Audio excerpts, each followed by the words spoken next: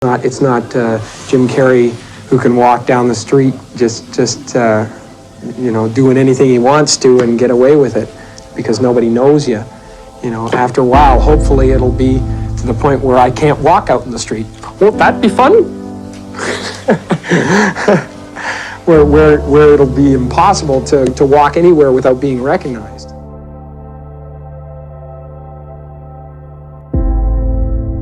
When you create yourself to make it, you're going to have to either let that creation go and take a chance on being loved or hated for who you really are, or you're going to have to kill who you really are and fall into your grave grasping onto a character that you never were. I saw this psychic palm reader sign, and she gave me a reading, and she said, "You're about to do 3 things, 3 movies that will be very, very, very big and very important, and after that, it will be impossible for anyone to knock you down from that place." I worked in factories. I had a 9th grade education. You know, it's a series of like crushing disappointments, and I just go into a different gear. I go into, don't know how it's gonna write itself, but it will, you know? I don't know how. You know, I mean, I'm the guy who wrote the $10 million check to himself and had it come to fruition. I'm the guy who had the substitute teacher in grade 2 who said that, whenever I want something, I pray to the Virgin Mary and I ask her for it and I promise something in return and I get whatever I want. So didn't you write yourself a check? I heard that you did. Is that true? I wrote myself a check for $10 million for acting services rendered, and I gave myself 5 years. My dad could never afford a bicycle, so I went, okay. I went home and I prayed for a bicycle and promised I'd say the rosary in return, and then I got a bicycle, showed up in my living room. Brand new Mustang bike. I put it in one of the scenes in Eternal Sunshine. A Mustang bike with a banana seat. Just before Thanksgiving 1995, I found out that I was going to make $10 million. So you visualized? From then on, it was whenever I wanted something to happen, I manifested it. I stood there in an open field like this with my arms out.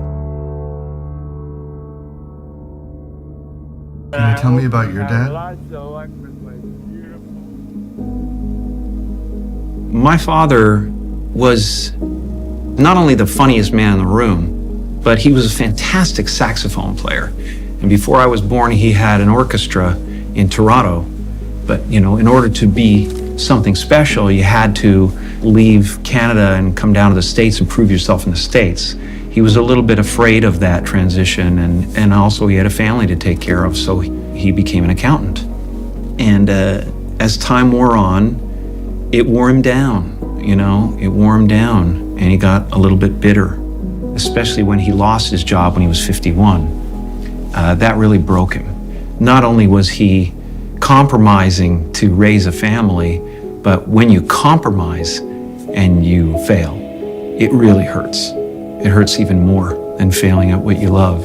So that was an example for me. And a lot of people don't know this, but when I was about 14 or 15, my father lost his job, and I actually became homeless for quite some time.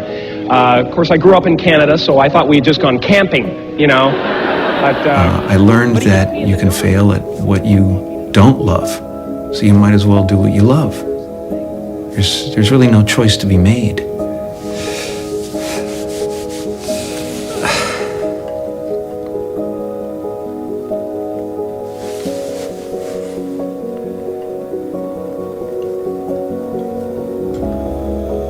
What you want to be,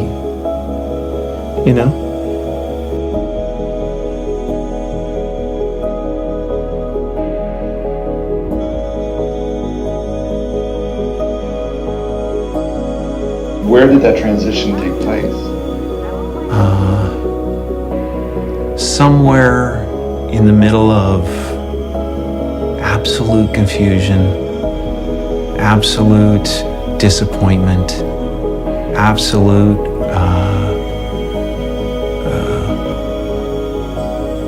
the fruition of all of my dreams, standing there with everything anybody else had ever dreamed about having, and be unhappy.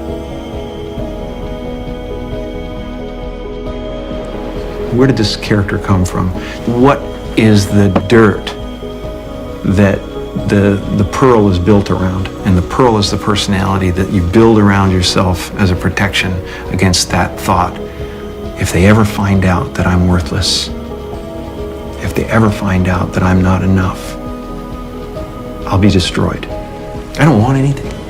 That's the craziest thing, and it's the weirdest thing to say in a place like America, where I have no ambition. I really, truly don't.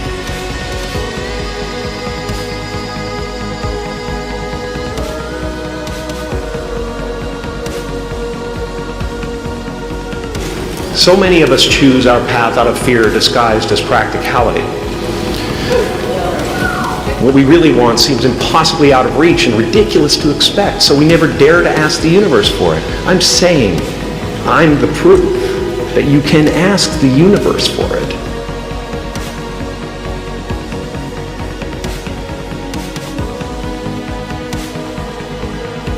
Because life doesn't happen to you, it happens for you.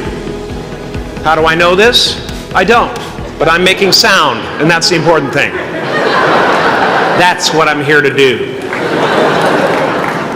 Sometimes I think that's the only thing that's important, really, you know?